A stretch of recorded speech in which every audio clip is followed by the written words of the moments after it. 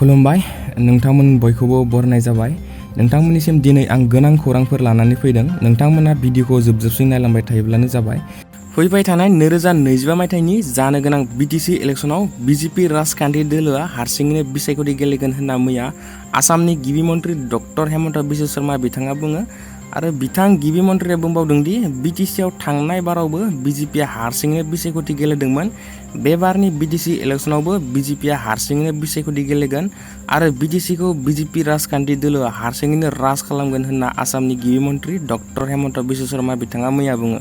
नेक्स्टआव दं क'क्राझार नोगोराव थानाय डमिन'सनि मेनेजार प्रीतम दे रयआ बर' हारि एबा ट्राइबेल हारिखौ लाजि फोनांहोनाय खोथा बुंदों होनना खौरां मोन्दों।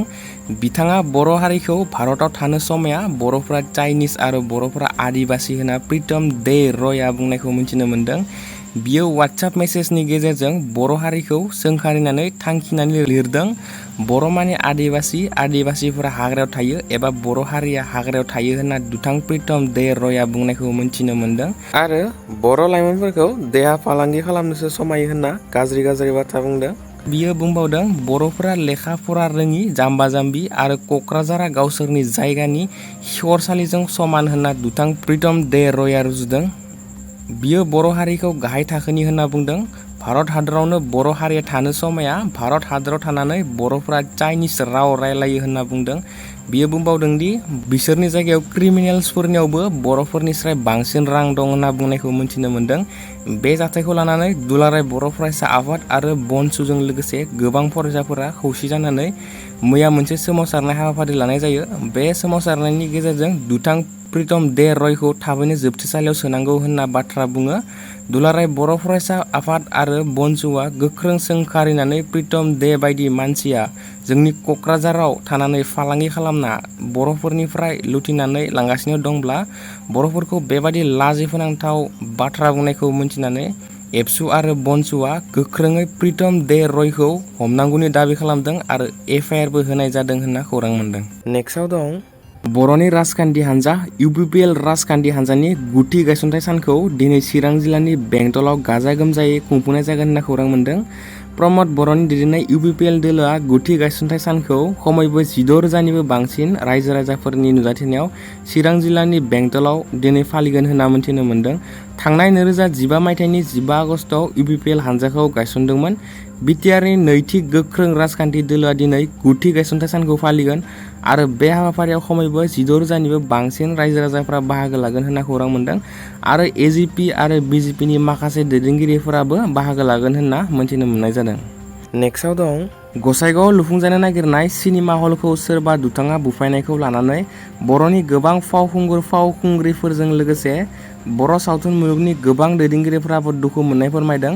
बेजों लोगोसे BTRनि खुंगिरि प्रमद बर'आ बेनि सायाव गोख्रों रावजों सोंखारिदों।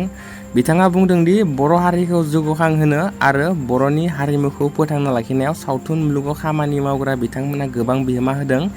बे समावनो नायल' जाल' गसाइगावआव लुफुंनो नागिरनाय मोनसे सिनेमा हलनि अन्थाइ खाम्फा गायसननायखौ सोरबा सिनाय मोनि दुथाङा बुख्रुबलांनाया थारैनो सोंखारिजाथाव आरो मुगैथाव बाथ्रा होनना बिथां BTRनि खुंगिरि प्रमद बर'आ बुङो आरो बर' सावथुन मुलुगनि गोबां दैदेनगिरि बिथांमोना दुखु मोननाय फोरमायदों। नेक्स्टआव दं सा 400निबो बारा सुबुंफोरा UPPL दोलोआव जयेन जादों होनना खौरां मोन्दों। बाक्सा जिल्लानि 24 नं मसलपुर BTC बियाबनि बेन्दोङाव थानाय बरमानि जलकेयाव अबर' सुरक्षा समिति आफादनि अजय दासजों लोगोसे सा 400निबो बारा सुबुंफोरा UPPL दोलोआव जयेन जादों होनना मिथिनो मोन्दों। बे जयनिं हाबाफारियाव नुजाथियो आसामनि केबिनेट मन्त्रि UG ब्रह्म, MLA लरेन्स इस्लारि, उपेन बर', BTC आयेन आफादनि बुंथिगिरि कातिराम बर', मावफुं सोद्रोमा राकेश ब्रह्म, MCLA मन्टु बर'जों लोगोसे UPPL दोलोनि गोबां दैदेनगिरिफोरा बाहागो लायो होनना खौरां मोन्दों। नेक्स्टआव दं आसाम प्रदेश कंग्रेस कमिटिनि आफादगिरि भुपेन कुमार बराया मैया गिबि मन्त्रि डक्टर हेमन्त बिश्व शर्माखौ गोख्रों सोंखारिनानै बुङोदि गोनां जानाय मुवा बेसादनि दाम बांगासिनो आरो थेवबो जेराव बिथाङा थाङो मिडिया चेनेला बिनि हाबाफारिखौ लाइभआव दिन्थिनो गोनां जायो। बिथां भुपेन कुमार बराया बे बाथ्राखौ राजीव भवन गुवाहाटीआव मोनसे हाबाफारियाव बुंदोंमोन जेराव खमैबो 150सो लाइमोनफोरा कंग्रेस पार्टीखौ जयेन जादोंमोन।